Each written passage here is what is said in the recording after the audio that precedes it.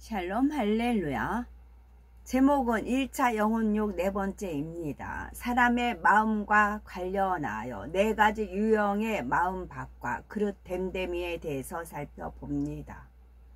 농사를 짓는 농부의 입장에서는 흙이라는 것이 매우 중요한 의미를 갖지요. 똑같은 씨앗을 뿌리고 똑같이 물과 거름을 주었다 해도 흙이 어떠하냐에 따라서 수확량이 크게 달라지기 때문입니다. 이는 흙으로 지음받은 사람도 마찬가지지요. 하나님의 말씀의 씨앗이 우리 마음밭에 떨어질 때 어떤 것은 결실하고 어떤 것은 결실치 못하며 또 결실하는 정도가 다 다른 것을 볼 수 있는 거지요. 사람마다 어떤 마음을 소유했느냐에 따라서 열매가 다른 것입니다. 마음밭과 그릇 됨됨이 살펴봅니다. 사람의 마음은 부모로부터 타고난 기와 자라면서 보고 듣고 느끼면서 입력되는 것들이 결합되어서 만들어집니다. 또한 이렇게 마음에 어떤 것이 담기면서 무엇이 옳다, 무엇이 그르다 혹은 좋다 나쁘다 하는 사리 분별이 생기게 되지요. 그런데 이렇게 마음에 무엇을 담아 나갈 때 그 마음밭이 어떠하냐에 따라 싹을 내는 정도가 달라집니다. 하나님의 말씀을 들을 때 어떤 사람은 마음문을 열고 아멘 하고 받는가 하면 어떤 사람은 자기 생각과 지식에 맞지 않으니 판단하고 배척해 버립니다. 또 어떤 사람은 간절한 심정으로 말씀을 듣고 행하기 위해 노력하지만 어떤 사람은 들을 때는 은혜를 받고도 시간이 지나면 잊어버리지요. 이처럼 말씀을 듣는 심정과 말씀에 새기는 것과 또한 새긴 말씀을 행해 나가느냐 하는 것은 각 사람의 마음밭에 따라 달라지며 이러한 모든 것을 통해 사람의 그릇 됨됨이가 결정됩니다. 성경에는 사람의 마음을 크게 4가지 종류로 구분하고 있지요. 곧 길가밭, 돌밭, 가시떨기밭, 좋은 밭 등입니다. 이러한 마음에 하나님의 말씀이 들어와 열매 맺는 과정을 씨앗이 땅에 떨어지는 것에 비유하여 알려주신 것이지요. 첫째로 길가밭. 길가밭은 사람들이 오랫동안 밟고 다녀서 단단하게 굳어진 땅입니다. 곡괭이를 가지고 힘써 파도 잘 들어가지 않으며 씨를 뿌린다 해도 씨가 땅에 들어가지 않기 때문에 싹이 나지도 않습니다. 곧 생명의 역사가 일어나지 않는 것이지요. 사람의 마음도 길바닥같이 굳어져서 강팍하고 완고한 이들이 있습니다.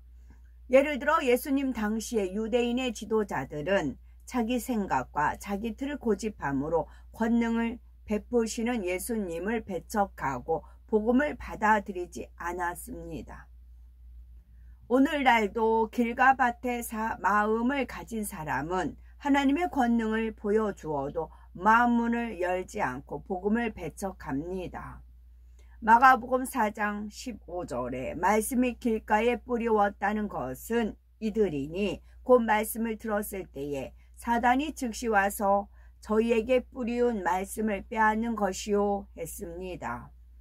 사단이 하나님의 말씀을 빼앗아 간다는 것은 가령 설교를 들을 때 하나님의 말씀을 믿으려 하지 않고 부정하며 말씀을 전하는 하나님의 종을 자기 생각 속에서 판단 정죄하게 만드는 경우지요.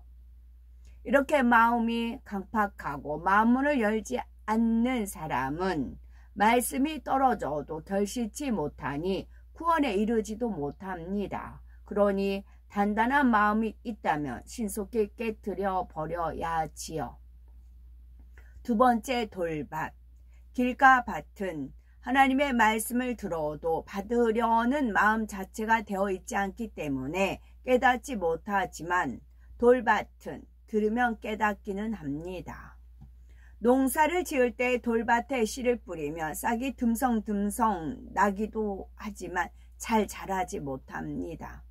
마가복음 4장 5절에서 6절에 보니 덜어는 흙이 얕은 돌밭에 떨어짐에 흙이 깊지 아니하므로 곧 싹이 나오나 해가 돋은 후에 타져서 뿌리가 없으므로 말랐고 한대로 싹이 나온다 해도 흙이 얇아서 뿌리가 깊이 박히지 못하므로 금방 말라버립니다.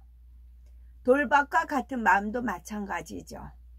하나님의 말씀을 깨닫기는 하지만 믿음으로 받지 못합니다. 말씀을 들을 때는 아멘으로 화답하고 꼭 그렇게 해야겠다 결심도 하지만 어려움이 오면은 믿음을 지키지 못합니다. 또 은혜를 받을 때는 감격하고 기뻐하지만 고난과 핍박과 환난이 오면은 언제 그랬냐는 듯 낙심하고 금방 돌변해 버리지요. 중심에 믿음의 확신이 없으니 행함이 따르지 않는 것입니다. 마가복음 4장 17절에 그 속에 뿌리가 없어 잠깐 견디다가 말씀을 인하여 환난이나 핍박이 일어나는 때에는 곧 넘어지는 자요 했습니다. 예를 들어서 성경을 보면 안식일을 지키라, 11조를 하라, 우상을 섬기지 말라, 낮아지라 합니다. 이러한 말씀을 듣고 행해 나갈 때 어떤 어려움이나 핍박이 오면 믿음으로 말씀을 받지 못한 사람은 그만 힘이 빠지고 넘어져 버리고 마는 것이지요. 신앙생활 오래 했는데도 마음이 변화되지 않고 행함이 따르지 않는다면 자기 발견이 필요합니다. 혹여 마음에 이러한 돌이 있다면 신속히 버림으로 어떤 상황에서도 변치 않는 마음, 어떤 상황에서도 변치 않는 믿음, 행함이 따르는 참된 믿음을 소유해야 되겠지요. 세 번째는 가시떨기 밭은 말씀을 듣고 깨달아 행해 나가기는 합니다. 그러나 하나님의 온전하신 뜻대로 행해 나가지 못하므로 아름다운 열매를 맺지 못하지요. 마가복음 4장 19절에 가시떨기를 세 가지로 설명하고 있는데 그 세상의 염려와 재리의 유혹과 기타 욕심이 들어와 말씀을 막아 결실치 못하게 되는 자요 했습니다. 이런 마음밭을 가진 사람은 하나님의 말씀대로 행하고 나름대로 신앙생활을 잘해 나가는 것 같은데도 시험 환난이 따르고 영적으로 성장하지 못하는 것을 볼 수 있는 거지요. 지금 당장은 말씀대로 사는 것 같아도 어느 때엔가 재리의 유혹이나 시험이 오면은 넘어지기가 쉽습니다. 야고보서 1장 8절에 이런 사람을 두 마음을 품은 자라 설명하고 있는 것이지요. 가시떨기가 처음 싹이 났을 때는 별로 해가 없는 것처럼 보이지만 자란 후에는 상황이 전혀 달라집니다. 이런 것처럼 세상의 근심이나 탐욕을 놔두면 사단이 교묘하게 유혹하여 결국 하나님의 말씀이 열매를 맺지 못하도록 만들지요.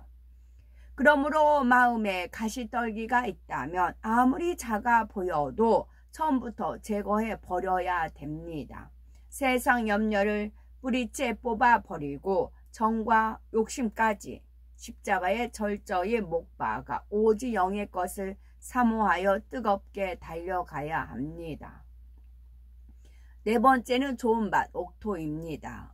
옥토는 굳은 땅도 아니고 돌이나 가시떨기가 없는 땅에 농부가 정성껏 기경하고 가꾼 기름진 땅입니다. 이런 마음밭에는 어떤 장애물도 없기 때문에 하나님의 말씀이 떨어지면 30배, 60배, 100배의 결실이 맺히지요. 바로 이런 사람에게 하나님의 축복이 임하며 기도하면 응답이 척척 임하게 됩니다. 자신이 얼마나 옥토와 같은 마음을 이루었는지 알려면 하나님의 말씀을 어떻게 행해 나가고 있는지 살펴보면 됩니다. 옥토를 이룬 만큼 하나님의 말씀을 행해 나가는 것이 쉽지요.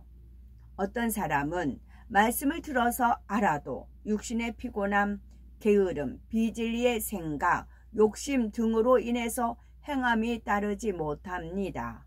그러나 옥토밭은 이런 방해물이 없기 때문에 말씀을 들으면 그 자리에서 깨닫고 행해 나가는 것이지요.